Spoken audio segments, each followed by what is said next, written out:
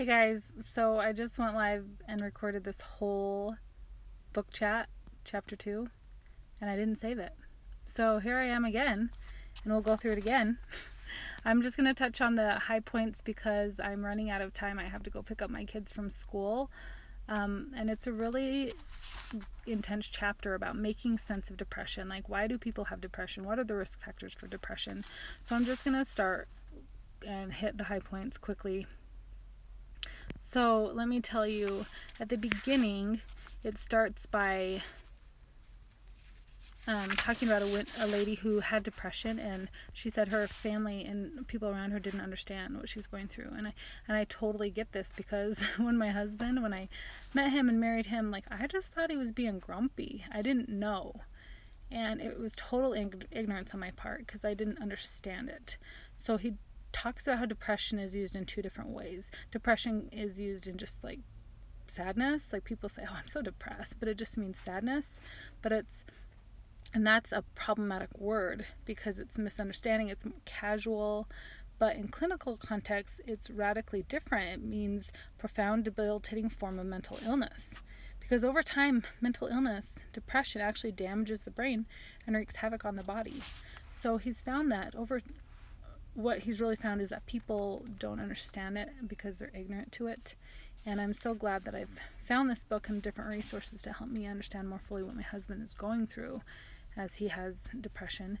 So when people are diagnosed with depression, they go through this thing called the Diagnostic Statistical Manual, mental disorder, and they call it the DSM-4 for short, because it's the fourth edition. They go through 9 different things: a depressed mood, loss of interest or pleasure in all activities. Number 3, a large increase or decrease in appetite and weight, insomnia, slowing of physical movement or severe agitation, intense fatigue, excessive feelings of guilt or worthlessness, difficulty concentrating or making decisions, frequent thoughts of death or suicide. And in order to be clinically depressed, you have to have 5 of those. But one thing they lack to mention is actual physical pain. He said that he met a man that actually had been so deep in his depression. He was feeling so much pain. He just knew, though, he had to get up. So he was on his way to the grocery store doing all he could just to get there. And when he got there, he saw another guy that was in a wheelchair. He had his arm wrapped, and people were like, looking at him. And he just thought, man, people can look at him and know that he's really suffering and he's going through a lot, but nobody looks at me and sees my pain.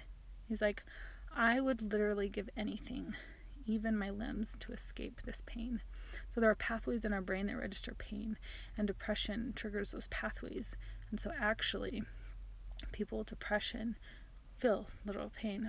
I'd love to hear your experience if you are one of these people excuse me, that has experienced a little pain from their depression symptoms. So there's 2 different parts he talks about in the brain. As far as the brain is concerned, the experience of depression is very much like an excruciating physical sensation that never goes away. The illness brings relentless suffering week after torturous week. And I am so sorry if this is you. I am grateful to say that my husband hasn't experienced this extent since we've been married. Prior to our marriage, he may have. I know he was on medication a little bit before our marriage, but didn't want to continue that. So I am so sorry if this is you. And please know that there is hope. There are people that are willing to help you. There are ways, and you are needed. Each year, depression accounts for 1 million lives lost in suicide, and that is just unacceptable and so sad, unimaginable. And the problem is, people that are depressed, they come to believe things will never get better because it causes them to view it in the deepest, darkest terms, even if there is evidence to the contrary. It's just like the brain is really affected.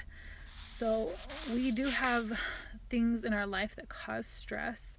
So he talks about stress factors can sometimes be a trigger for depression, but usually the everyday, day-to-day stress we go to isn't, because we have mechanisms that our body has built into us to fight stress.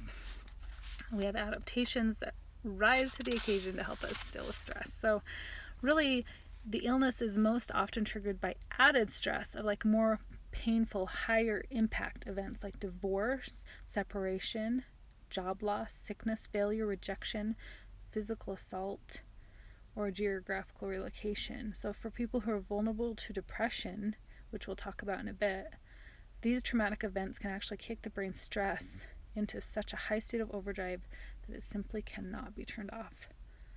So 2 parts of the brain are highly affected in people with depression, the frontal cortex, and then also the neural circuits that coordinate sleep. And concerning the frontal cortex, that is like the hub of like our mood and behavior, especially the left side. When he talks about the 2 hemispheres, people who have suffered major damage to the left frontal cortex typically experience depressed mood, along with profound decline in goal-directed activities.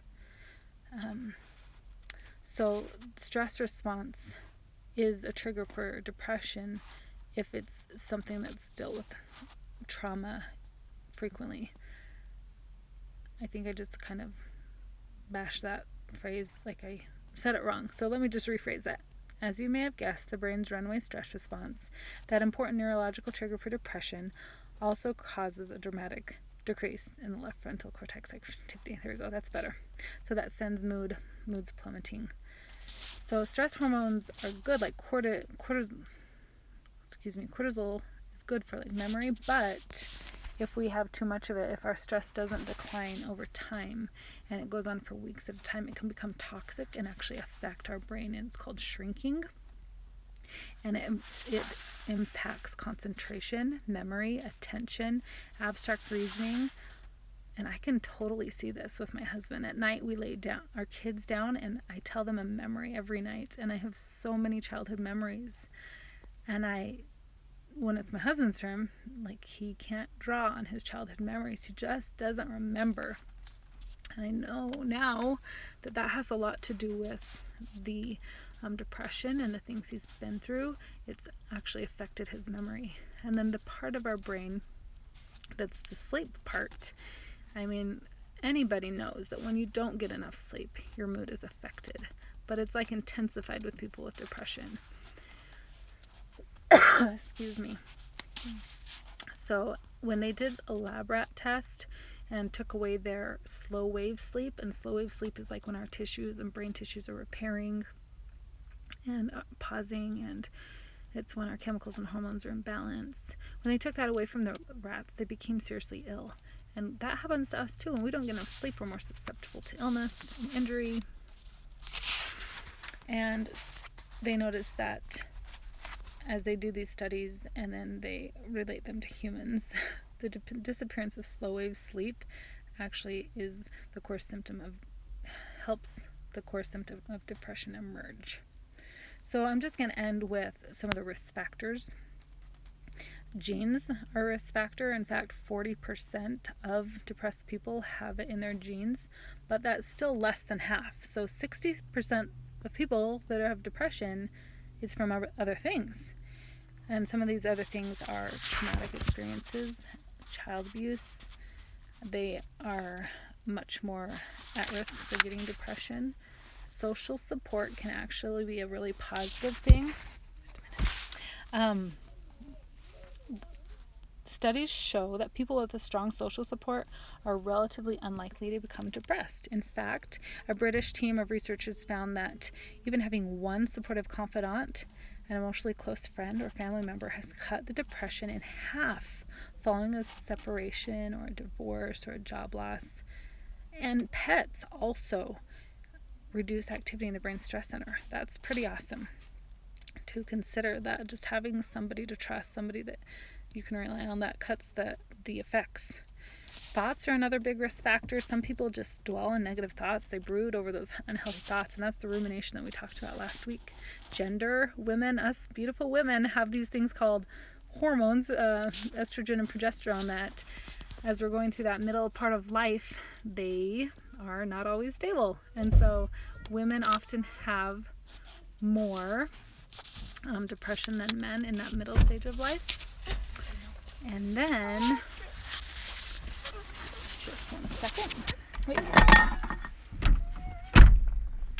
I'm just here at the park with my kids, and I've got to go pick up my other kids from school. So I'm just want to finish this up, lifestyle is the last risk factor that he mentions here. People who exercise regularly are much lower risk of depression than couch potatoes. Exercise changes the brain as powerfully as medication and helps slam the brakes on the depressive stress response.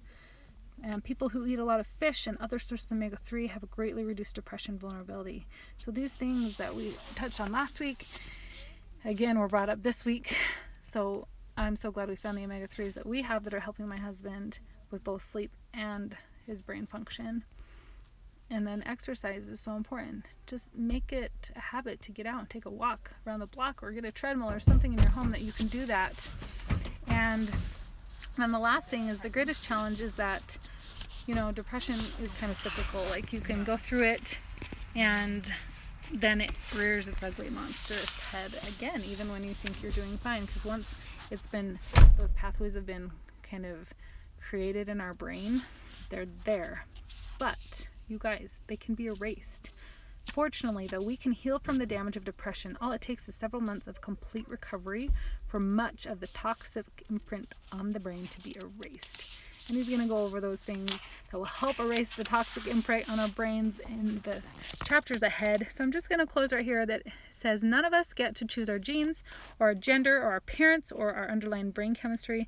Many risk factors for depression are out of our hands. But no matter what life may have handed us, there's abundant evidence that what we do today can profoundly lower our vulnerability in the here and now, all the days ahead. So guys, I hope I'm bringing value. I hope this is something that if you choose to listen, if you choose to get the book, that it will actually help you. It's opening my eyes as a spouse of someone who has depression, but it's also really valuable for me. Recognizing these things in myself and implementing these lifestyle changes has helped me over the past couple of years that we've been doing this. So drop where you're coming from, drop something that you heard today that was valuable, and thank you so much for being on here. And now I'm just going to see if I can close this without erasing it like I did last time. I'll see you next week. Next week we're talking about treating depression, the state of the art and science. So we'll see you then.